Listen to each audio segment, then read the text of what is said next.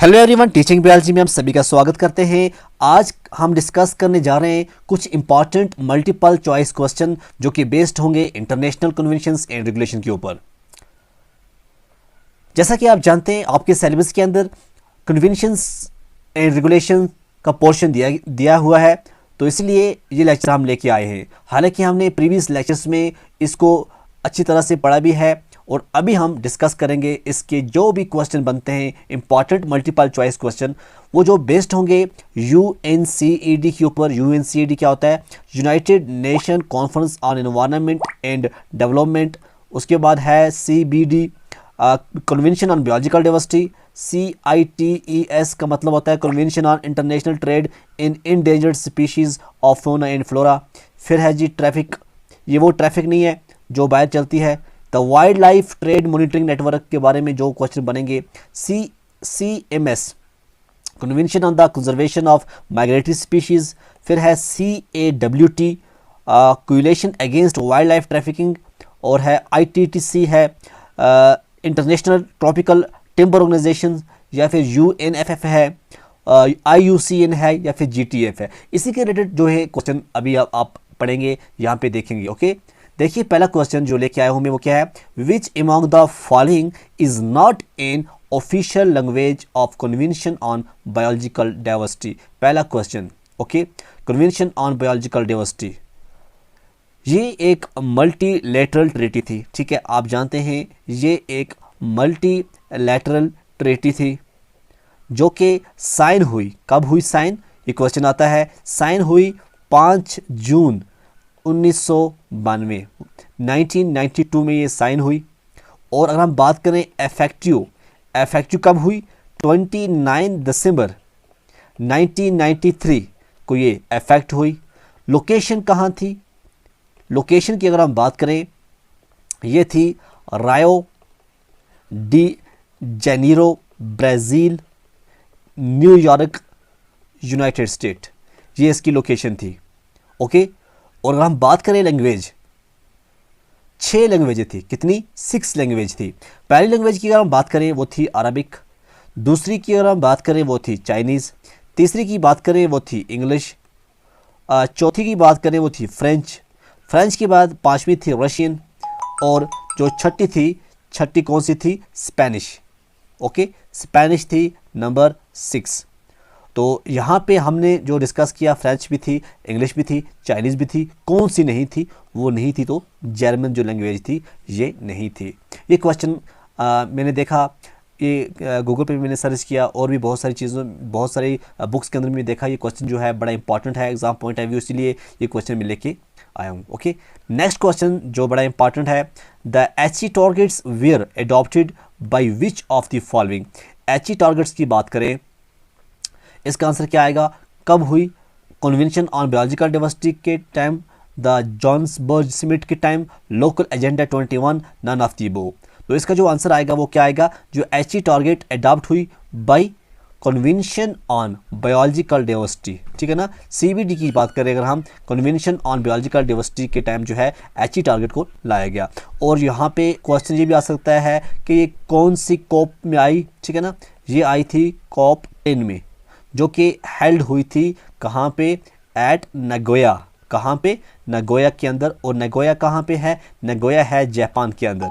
तो इसमें हमने 2 चीज़ें देखनी है। एक है जो नगोया प्रोटोकॉल है, आप जानते हैं ये ऑन जेनेटिक रिसोर्सेज है। और जो HE टारगेट है फॉर बायोडाइवर्सिटी, ये अडॉप्ट कब हुआ? और ये COP 10 में नगोया के अंदर हुआ। ठीक है ना, और ये कन्वेंशन ऑन बायोलॉजिकल डाइवर्सिटी के इसको आपको समझना है। उसके बाद नेक्स्ट जो इंपॉर्टेंट क्वेश्चन वो क्या है? द कन्वेंशन या protocol that mandates the sharing of benefits derived from the use of genetic resources that are covered by the CBDs।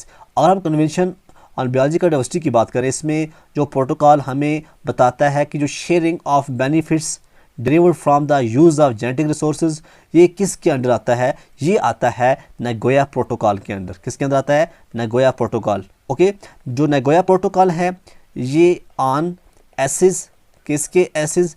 To genetic resources, and the fair and equitable sharing of benefit arising from their utilization to the Convention on Biological Diversity। अब जो Nagoya protocol है ये इसके अंदर कितनी countries थी, 92 थी, इसको हम कहते हैं सिग्नेटरीज जिन्होंने साइन किया। और ये साइन कब हुआ, 29 अक्टूबर 2010। ओके, और ये इफेक्टिव कब हुआ नगोया प्रोटोकॉल, ये इफेक्टिव हुआ 12 अक्टूबर 2014। और इसका हम बात करें कंडीशन 50 रेटिफिकेशंस थी, कितनी 50 रेटिफिकेशन। उसके बाद इंपॉर्टेंट क्वेश्चन क्या बनता है, the first environmental law in India was enacted इन, क्या आप जानते हैं फर्स्ट इन्वायरमेंटल लॉ इंडिया के अंदर कब इनेक्ट हुआ। ये आप जानते हैं 1947 में क्या हुआ, 1947 में India become a democracy this year. और आप जानते हैं 1949 में क्या हुआ, constitution was enacted and assembled. Okay, कब 1949 में जो आप जानते हैं कॉन्स्टिट्यूशन इनेक्ट हुआ और असेंबल हुआ। 1950 की बात करें, इस साल क्या हुआ, इन्वायरमेंटल लॉ जो था, इन्वायरमेंटल लॉ इनेक्ट हुआ, जिससे क्या हुआ, इसका एम क्या था, इसका एम था प्रोटेक्ट करना, किसको प्रोटेक्ट करना, इन्वायरमेंट को, किससे करना, फ्रॉम एक्सप्लॉयटेशन, फ्रॉम एक्सप्लॉयटेशन। 1972 में क्या हुआ, this year wild life protection act आया, वाइल्ड लाइफ प्रोटेक्शन एक्ट किसके लिए, कंजर्व किसको करना है, वाइल्ड लाइफ को। और 1982 की बात करें अगर हम, दिस ईयर क्या हुआ, 46th amendment was enacted. Okay, तो इसका आंसर क्या आएगा, हमें आंसर समझना है तो 1950 इसका करेक्ट आंसर है। 1950 में क्या हुआ, environment law in India was enacted. उसके बाद इंपॉर्टेंट क्वेश्चन क्या है, world wetlands day has been recently in the news. It is celebrated on which following dates? क्या आप जानते हैं वेटलैंड डे जो है ये रिसेंटली न्यूज़ में है और ये सेलिब्रेट किस डेट को किया गया। देखो, जो वर्ल्ड वेटलैंड डे है ये अडॉप्ट हुआ एज एन इंटरनेशनल ट्रीटी, जिसको हम कहते हैं कन्वेंशन ऑन वेटलैंड। ठीक है, क्या कहते हैं, कन्वेंशन ऑन वेटलैंड। तो ये 2 फरवरी, क्या आएगा इसका आंसर, 2 फरवरी इन ईयर 1917 रमसार ईरान के अंदर, किसके अंदर, ईरान के अंदर। तो इसीलिए इसको हम क्या कहते हैं, आप जानते हैं इसको हम रमसार भी कहते हैं। ठीक है ना, तो इसका आंसर क्या आएगा, 2 फरवरी इसका करेक्ट आंसर आएगा। उसके बाद इंपॉर्टेंट क्वेश्चन क्या है, Basel convention is related to the, अब जो बेसल कन्वेंशन है ये किसके रिलेटेड है। बेसल की अगर हम बात करें, ये transboundary movement of hazardous waste and their disposal, इसके रिलेटेड जो है बेसल कन्वेंशन रिलेटेड है। ठीक है, क्वेश्चन अगर आ गया कि जो वेस्ट जो होते हैं ना, वेस्ट कवर्ड बाय बेसल, ठीक है, वेस्ट जो होते हैं इनको कवर होते हैं बाय बेसल कन्वेंशन। अब आप जानते हैं इसमें टॉक्सिसिटी की बात करें, ठीक है, टॉक्सिसिटी की अगर हम बात करें या फिर हम बात करें कोरोजिविटी की बात करें, उसके बाद है इग्निटेबिलिटी की बात करें या फिर रिएक्टिविटी की बात करें, तो क्लिनिकल वेस्ट हो, माइनिंग वेस्ट हो, इंडस्ट्रियल वेस्ट हो, एग्रीकल्चर वेस्ट हो, तो जो भी ये वेस्ट है ना, तो ये किसके अंडर आते हैं, इनको किस तरह से मूवमेंट करना है, तो ये जो आएगा बेसल कन्वेंशन। ठीक है ना, किसके अंडर आएंगे, ये बेसल कन्वेंशन के अंडर आएंगे। Consider the following statement regarding the Convention on International Trade in Endangered Species of Wildlife, Fauna and Flora, CITES, CITES। तो यहाँ पे आप देख सकते हैं 2 स्टेटमेंटें हैं। पहली स्टेटमेंट क्या है, साइट्स की बात हो रही है, किसकी बात हो रही है, साइट्स की बात हो रही है, CITES, साइट्स की बात हो रही है। इसके अंदर 2 यहाँ पे स्टेटमेंट दी हैं, हमें बताना है कौन सी करेक्ट है, कौन सी करेक्ट है। क्या अब क्या है, पहला क्या है, it is the only treaty to ensure that international trade in plants and animals does not threaten their survival in the wild, एक ये है स्टेटमेंट। दूसरी स्टेटमेंट क्या है, it is administered through the international union conservation of nature. ये यहाँ पे 2 स्टेटमेंटें आपके सामने हैं। ठीक है, देखिएगा जो साइट्स है, साइट्स की अगर हम बात करें, जो यहाँ पे पहला दिया गया है कि जो it is the only treaty to ensure that international trade in plants की बात करें या animals does not threaten their survival in the wild, ये तो सही है। लेकिन जो दूसरा इसका स्टेटमेंट है वो क्या कहता है यहाँ पे कि it is administered through international union conservation of nature, IUCN, ये कहता है अब इसकी हकीकत क्या है, जो साइट्स है ये इसको एडमिनिस्ट्रेट थ्रू इंटरनेशनल यूनियन नहीं होता है, बल्कि ये एडमिनिस्ट्रेट थ्रू होता है United Nation environment programme UNEP। ठीक है, याद रखना। तो इसका मतलब क्या है, जो ओनली वन स्टेटमेंट है वो करेक्ट है। ठीक है, और करंटली अगर हम बात करें 183 कंट्रीज जो हैं, 183 कंट्रीज जो हैं are parties of CITES, CITES। समझ गए आप। और इसकी ये क्वेश्चन भी आता है कि इसकी अगर आप बात करें सेक्रेटरीट की बात करें, ठीक है ना, इसकी सेक्रेटरीट कहाँ पे है, जेनेवा के अंदर है। जो अब आप जानते हैं जो जेनेवा है वो कहाँ पे है, स्विट्जरलैंड। ओके, नेक्स्ट क्वेश्चन जो मैं आपके लिए लेके आया हूँ बड़ा इंपॉर्टेंट, वो क्या है, UNCED स्टेट्स फॉर। इसका आंसर क्या आएगा, United Nations conference on environment and development. ठीक है, United Nations conference on environment and development इसका करेक्ट आंसर है। और आप जानते हैं ये कब हुई थी, ये हुई थी रायो के अंदर इन 1992 के अंदर, राइट। नेक्स्ट क्या है, when did the Cartagena protocol on biodiversity adopted. बड़ा इंपॉर्टेंट है और कई बार एग्जाम के अंदर पूछा गया है। कार्टाजीना के प्रोटोकॉल की अगर हम बात करें, ये आप जानते हैं ये एक इंटरनेशनल ट्रीटी है। क्या है, ये एक इंटरनेशनल ट्रीटी है, concerns the movement of LMO। LMO क्या होता है, लिविंग मॉडिफाइड ऑर्गेनिजम्स की मूवमेंट किस तरह से करनी है उसको देखना है। ओके, और ये एडॉप्ट कब हुआ था, ये एडॉप्ट हुआ था 2000। तो कौन सा 2000, जनवरी, मार्च, सितंबर या दिसंबर। तो इसका करेक्ट आंसर क्या आएगा, जनवरी। ठीक है, जनवरी 2000 इसका करेक्ट आंसर है। उसके बाद नेक्स्ट क्वेश्चन क्या है, how can we say India as one of the bio rich nation. अब कैसे कह सकते हैं कि जो हमारा इंडिया है ये एक बायो रिच नेशन है। यहाँ ऑप्शन है because of its great variety of plants and animals, ये तो सही है, हम मानते हैं इस चीज़ को। Because of its low variety of plants and animals, ये गलत है। Because of the more population of humans, ये भी गलत है।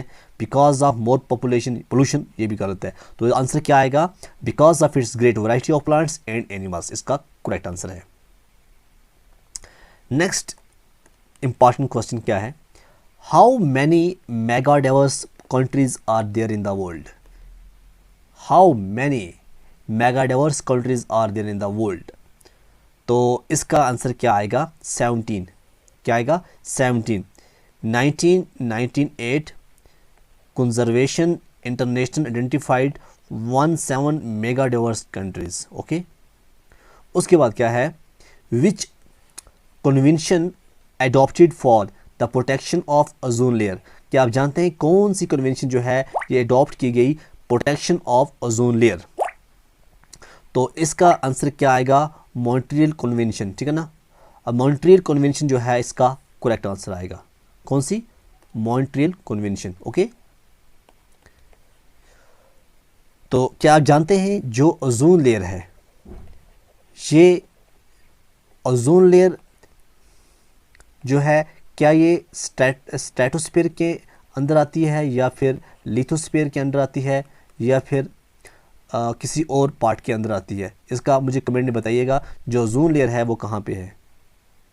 और जो मॉन्ट्रियल कन्वेंशन थी ये क्या है, ये एक इंटरनेशनल ट्रीटी है जो कि डिज़ाइन की गई to protect the ozone layer by phasing out the production of numerous substances that are responsible for ozone depletion. ये सबसे पहले कब एग्री की गई, ये फर्स्ट टाइम एग्री की गई, कब एग्री की गई, 16 सितंबर 1987। ओके, और ये एंटर्ड इनटू फोर्स ऑन 1 जनवरी 1989। उसके बाद बहुत टाइम 1990 में लंदन की बात करें, 1991 में नैरोबी के अंदर, 93 में बैंकॉक के अंदर, 2016 की बात करें किगाली के अंदर। तो मुख्तलिफ ये होती रही, लेकिन फर्स्ट जो हुई वो 16 सितंबर 1987 और जो अगर हम फोर्स की बात करें, ये इंटू फोर्स कब हुई? जनवरी 1989। ये भी बड़ी इंपॉर्टेंट कन्वेंशन है जो कि ओजोन लेयर को प्रोटेक्ट करने के लिए ये बनाई गई है। ओके, उसके बाद when did Stockholm Convention on Persistent Organic Pollutants came into exist? अब जो स्टॉकहोम कन्वेंशन है इसकी अगर हम बात करें, स्टॉकहोम कन्वेंशन, इसका आंसर क्या आएगा? 2004। क्या आएगा? 2004, ये इसका करेक्ट आंसर है। उसके बाद नेक्स्ट क्या है? परसिस्टेंट ऑर्गेनिक पोल्यूटेंट्स होते क्या हैं? ठीक है, देखिए जो परसिस्टेंट ऑर्गेनिक पोल्यूशन जो पोल्यूटेंट होते हैं, ये इनको हम शॉर्टकट कहते हैं पीओपी। ये ऐसे chemicals that remain intact in the environment for long periods and become widely distributed geographically and accumulated in the fatty tissue of living organisms. Okay, तो इसका जो आंसर क्या आएगा? ये क्या होते हैं? परसिस्टेंट ऑर्गेनिज्म, जो ऑर्गेनिक पोल्यूटेंट होते हैं वो क्या होते हैं? वो केमिकल्स होते हैं। क्या होते हैं? केमिकल्स, इसका करेक्ट आंसर है। फिर है G, Rotterdam convention is established to trade with hazardous chemicals. क्या ये सही है या गलत है? देखो, अगर हम बात करें रोटरडैम कन्वेंशन की, is the prior informed consent procedure for certain hazardous chemicals and pesticides in international trade. This Rotterdam convention came into force in February 24, 2004। Okay, तो इसका आंसर क्या है? ट्रू। ओके, ये जो रोटरडैम कन्वेंशन है ये hazardous chemical की जो ट्रेड्स होती है उसी के रिलेटेड ये है। ओके, उसके बाद नेक्स्ट क्या है? हाउ मैनी प्रिंसिपल्स प्रोक्लेमेड एट रायो डी जेनेरो कन्वेंशन। तो इसका आंसर क्या आएगा? 27। ठीक है, यूनाइटेड नेशन कॉन्फ्रेंस जो हुई थी एनवायरनमेंट के ऊपर एट रायो de Janeiro convention from 3 to 14 जून 1992। तो उस मीटिंग में 27 जो हैं principles with the goal of establishing a new partnership. Okay, next क्या है? For the conservation of migratory species of wild animals which convention took place. अब conservation किसकी? Conservation के लिए माइग्रेटरी स्पीशीज किसके? Wild animals. तो विच कन्वेंशन टुक प्लेस, तो इसके बारे में बताना है कौन सी कन्वेंशन इसके बारे में है। वो है बॉन कन्वेंशन, BONN, बॉन कन्वेंशन। बॉन कन्वेंशन की कोई भी पूछेगा कि बॉन कन्वेंशन क्या होता है, ये ऐसी जो कन्वेंशन बनाई गई है for the conservation of migratory species of wild animals. ठीक है, बड़ा इंपॉर्टेंट है ये, इसको कई बार देखा गया है कि एग्जाम के अंदर पूछा गया है। उसके बाद कौन सा इंपॉर्टेंट क्वेश्चन है? How many Ramsar sites have been declared so far in India. तो अगर हम इंडिया की बात करें, आज की बात करें, तो इसका जो आंसर आएगा वो आएगा 49। India now has 49 Ramsar sites. Okay, government of India ने 2 और जो नई रामसार साइट्स हैं उसको ऐड किया। ठीक है ना, अब कौन सी 2 को ऐड किया क्या आप जानते हैं? उसका नाम क्या है? एक है बाखिरा वाइल्ड लाइफ सेंचुरी, दूसरा है खजादिया बर्ड सेंचुरी। ठीक है ना, तो अब कितने हो गए? 2 हो गए, मतलब अब 49 हो गए। अब जो 2 की उसमें पहला नाम क्या है? कौन से इसमें साइट्स किए? पहला आएगा answer BAKHIRA, Bakhira wildlife sanctuary. Bakhira wildlife sanctuary जो है एक, और दूसरी क्या है नाम? Khijadia bird sanctuary. ओके, अब क्वेश्चन ये भी पूछा जा सकता है, जो बाखिरा जो है बाखिरा वाइल्ड लाइफ सेंचुरी जो है, ये बाखिरा वाइल्ड लाइफ सेंचुरी कहाँ पे है? ये लोकेटेड है यूपी के अंदर। ठीक है, यूपी के कहाँ पे है? ये नियर गोरखपुर। ठीक है ना, वो ये एक चीज़। दूसरा है जो खिजादिया बर्ड सेंचुरी है, ये भी पूछ सकते हैं ये कहाँ पे है? ये गुजरात के अंदर है। कहाँ पे है? ये गुजरात के अंदर है, लोकेटेड जमुनानगर। ओके, और ये बिल्कुल गुल्फ ऑफ कच्छ रीजन जो है ना, गुल्फ ऑफ कच्छ रीजन बिल्कुल उसके पास में है। तो अब कितने हो गए? 49, इसका करेक्ट आंसर है। कीस्टोन स्पीशीज़ जो हैं, बायोडाइवर्सिटी की बात करें, बायोडाइवर्सिटी में कीस्टोन स्पीशीज़ के बारे में आता रहता है, ये बड़ा इंपॉर्टेंट होता है, इसलिए इसके बारे में पढ़ना बहुत ज़रूरी है। Keystone species community at the equilibrium state with environment. हमें ये बताना है कीस्टोन स्पीशीज़ के बारे में फिर क्या है, species that have significant effect on energy flow and structure of their communities, क्या ये सही है? Species that influence its community by creating, modifying और maintaining physical habitat for itself and other species. Yes, ये जो आप देख रहे हैं, ये जो पोर्शन है, ये इसके करेक्ट आंसर है, ठीक है ना। ये जो है ये आता है कीस्टोन स्पीशीज़ के बारे में। Species that influence its community by creating, modifying और maintaining physical habitat for itself and other species. ये बड़ा इंपॉर्टेंट है। ये कई बार जो है आपने देखा होगा न्यूज़पेपर के अंदर, या फिर आप कहीं भी करंट अफेयर्स पढ़ते होंगे, वहाँ पे इसके बारे में डिस्कस किया गया है। Okay, thanks for watching. तो इसमें मैंने जो क्वेश्चन भी डिस्कस किए बड़े इंपॉर्टेंट थे, मोस्ट इंपॉर्टेंट क्वेश्चन जो थे वही मैंने डिस्कस किए, ठीक है। हालांकि अगर हम इंटरनेशनल कन्वेंशन या नेशनल कन्वेंशन के ऊपर बात करें, अगर हम 2 घंटे का लेक्चर भी लेके आएंगे वो भी थोड़ा होगा, लेकिन बड़े इंपॉर्टेंट जो कई बार जो रिपीटेड क्वेश्चन है एग्ज़ाम्स के अंदर वही लेके आए थे। अप्लाई कीजिए इस पेज को, अपने दोस्तों के साथ शेयर कीजिए, ठीक है। और कमेंट में बताइएगा आपको ये लेक्चर कैसा लगा। होप सो कि आपको ये लेक्चर अच्छा लगा होगा। तो टीचिंग ब्याज जी के साथ जुड़ने के लिए थैंक यू।